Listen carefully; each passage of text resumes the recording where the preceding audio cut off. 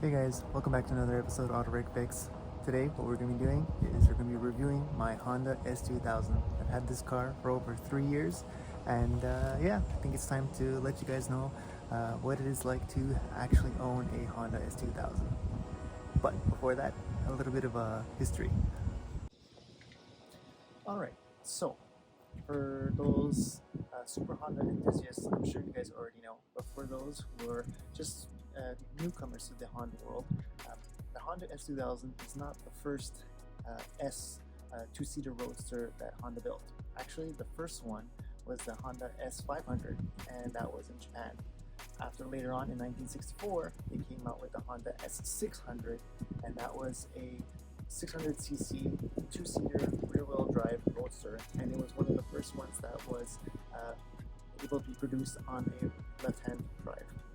So after that, in 1999, as a 50th anniversary car for Honda, they finally came out with the Honda S2000.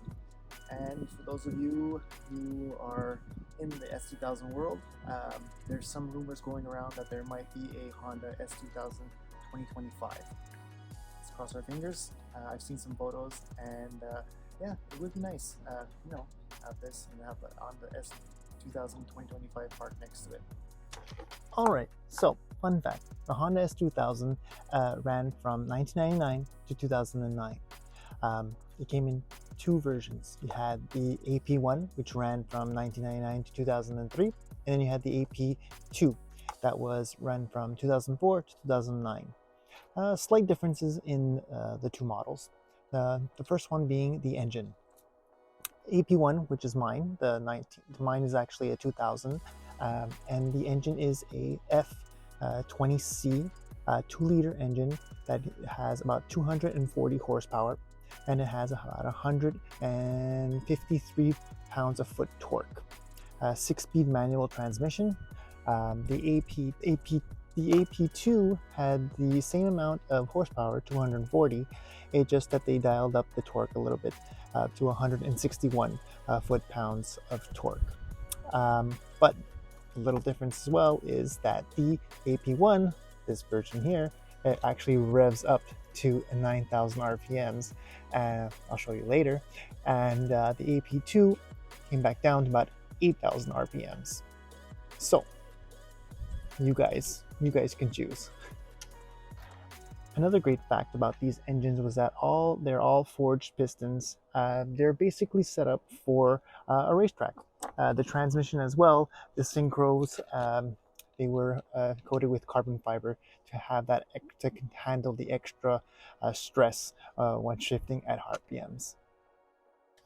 Another great thing about that I love about this Honda S2000, and I'm sure a lot of S2000 owners feel the same way, it's the timeless look of this car.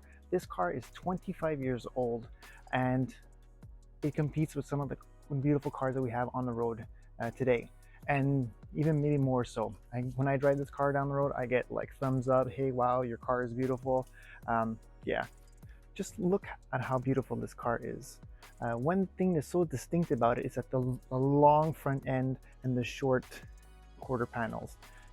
The beautiful lines in the hood. As you can see, most of the car is a hood, and that's how the fenders roll over and how long they are.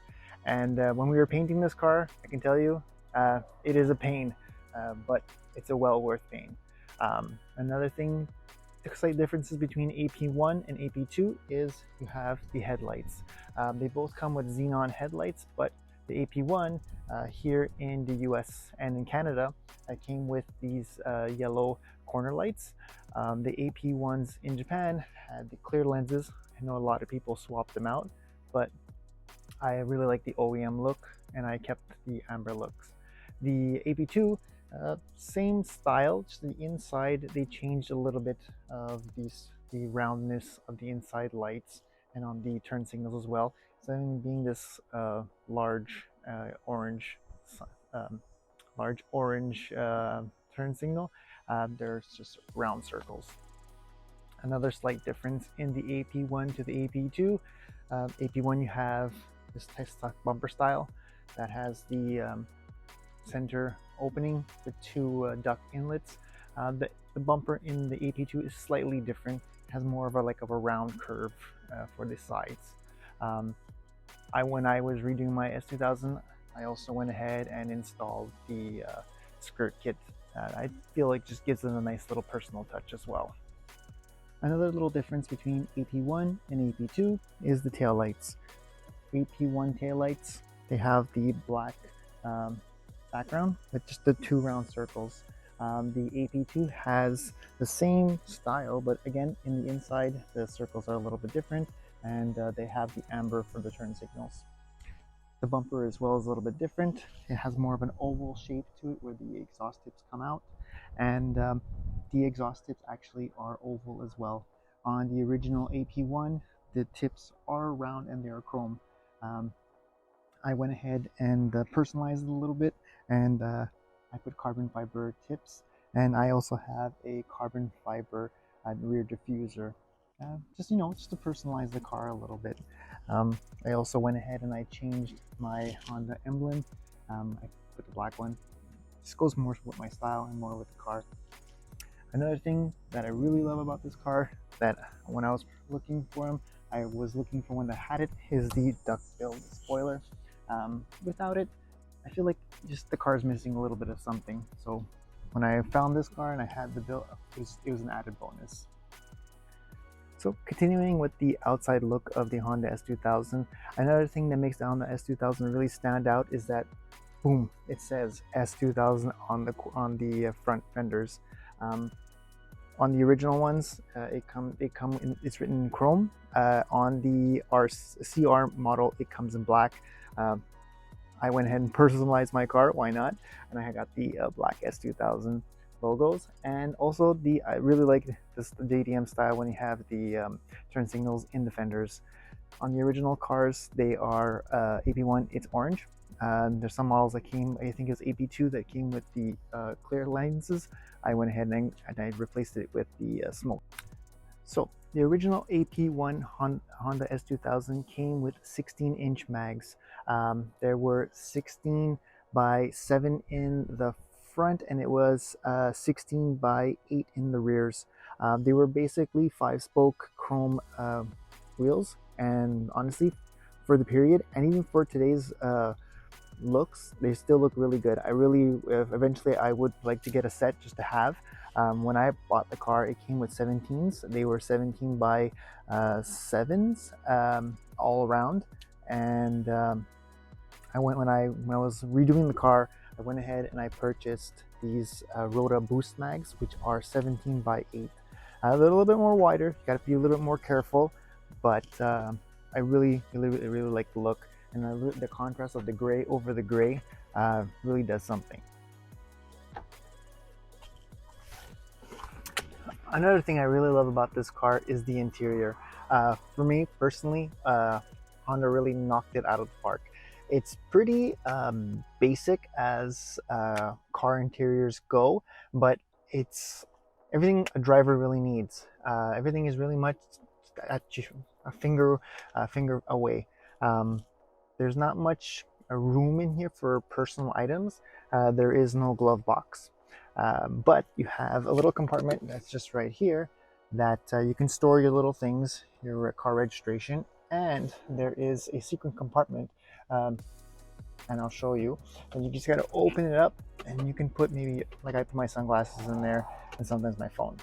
So again, like I was saying, the interior of the car is pretty basic, but honestly, I love the way it's designed. Everything you need here is just slanted towards the driver. So when you're driving the car, all you got to really do is just move your hand just a little bit, and so that you're not distracted from the road.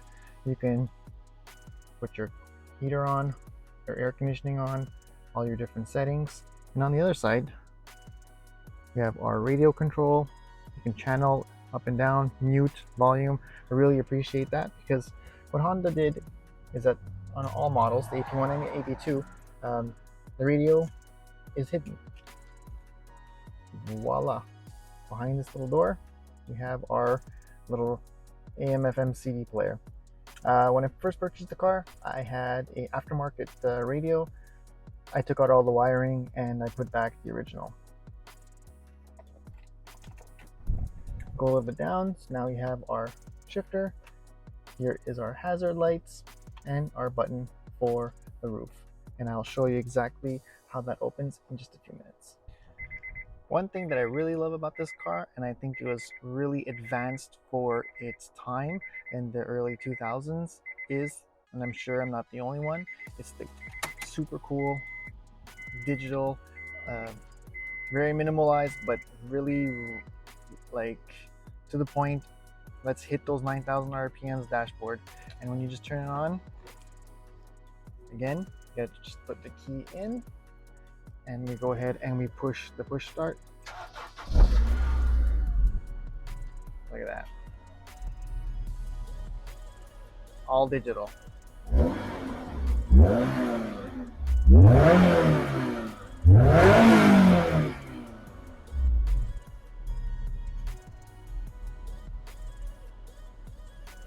All right, so with that, we're just gonna open the roof and we're gonna go for a ride.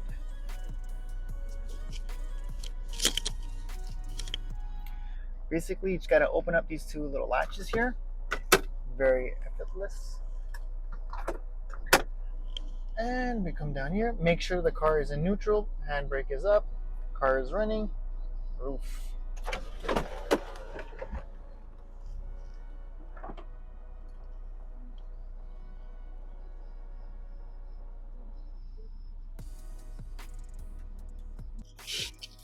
And with the roof down, time to go for a road test.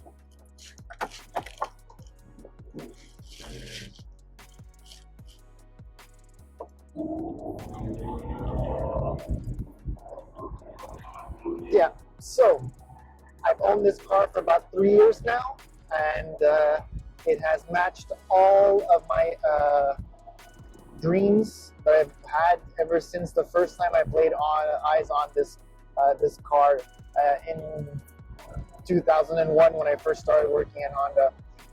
It was a car that's like a life goal, and when I finally got it, I was like, what? Wow, you did it.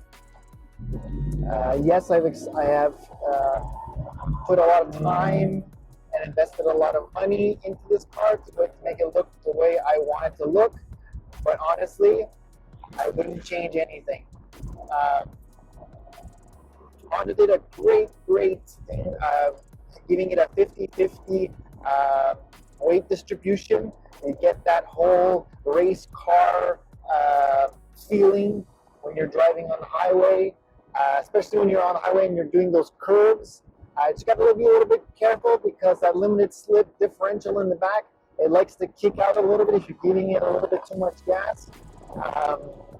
But that's something that a lot of Honda S2000 owners know about. In the beginning with AP1s, they were a little bit more trickier cars to drive. That's why when they came out with the AP2, they had traction control because a lot of these cars were ending up wrapped around poles or in the ditches. So you just got to be a little bit careful when you got an AP1.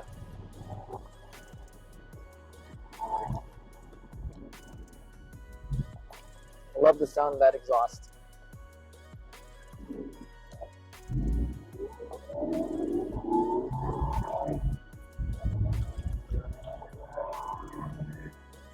Honestly, a couple of years ago, you could pick up an AP1 for around, I would say, $15,000. These days, the prices have gone up considerably. I picked this one up at a reasonably good price, and after all the work I've done into it, it's actually doubled. So honestly, this is a car to look out for. It's a car that has gone up in price over time.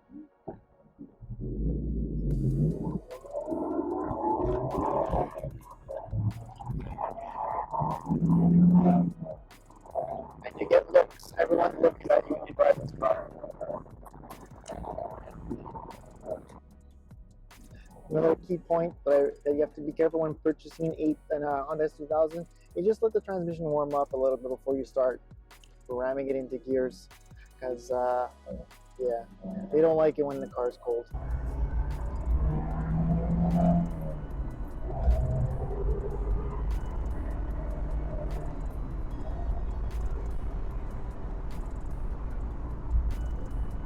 One thing when you have a S2000, you got to remember you're going to have rattles, especially in the older model. Well, it is an old.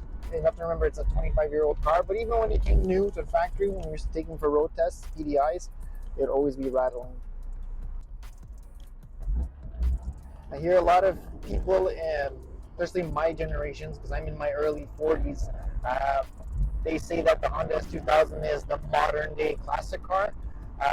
For being a super car guy and always loved cars since being like 5, 6 years old, I can tell you I'm on that train. I would say that the Honda S2000 is one of those cars that can go down as being one of the modern day classic cars. Um, Honestly, it goes down in the books like when our parents' cars, something like the '67 Chevys and Corvettes and Camaros and Trans Ams. That's what it does for us, what it did for them. And the awesome thing about it, it's not a car that's like costs $100,000 yet. No, I'm just kidding.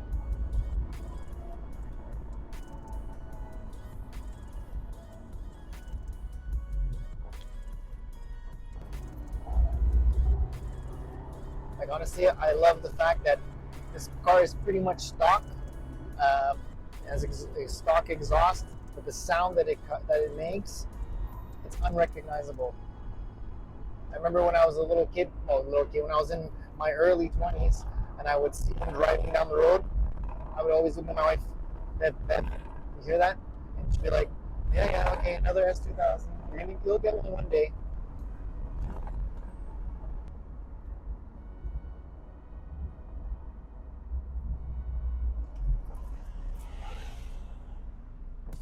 And these engines, honestly, yes, from right from the manufacturer, because they are high revving engines, they do consume a little bit of oil. So you just got to be careful and watch your dipstick if you're really pushing the car a little bit too hard. But from all the years when I was working at Honda, honestly, it didn't seem like they had that much problems. We didn't have many people come in and say, "Oh, this is broken, that's broken." Um, a lot of them were just like routine maintenance. The same thing here. I've been just doing regular oil changes, transmission fluid, engine oil every time I take it out for the season, differential oil. One thing I do suggest is that if you do decide to lower the car, one good thing would be to put spacers in the back for the drive shafts, so that you have a little bit more flex.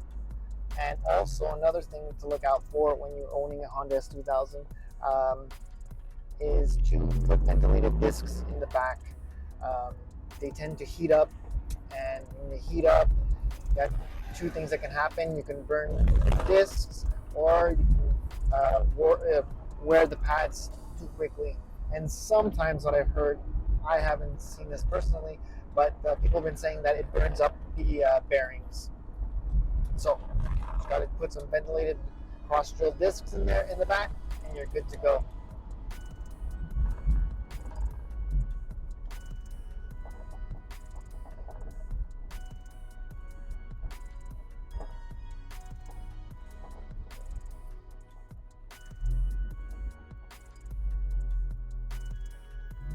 A lot of people ask, would you daily a car like this? And honestly, if you're just one person, or if you're with your wife, or if you're with Baker, yeah, I would totally daily this car. And honestly, I pretty much do. Whenever we have a chance, or just the three of us going anywhere, we're usually always taking this car.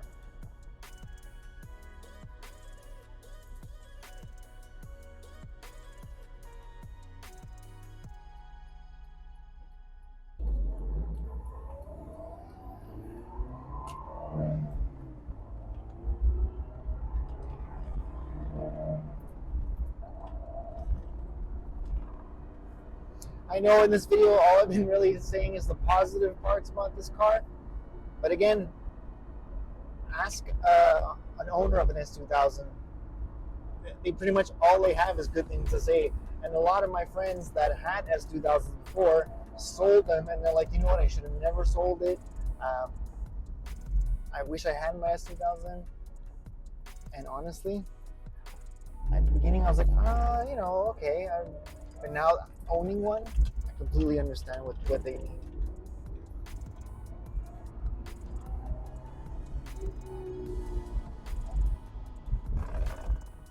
And the cool thing about owning an S2000 is that there is a lot of aftermarket parts. You can, if you're one of those types that wants to soup it up, modify it, you can. I know a lot of people put turbos, superchargers. You can get the hard top. Um, you can lower it, mags. That's the greatness of personalizing your car, like I did. I just put mostly just more of a OEM look, different mags. Just lower it just to be nice and sleek.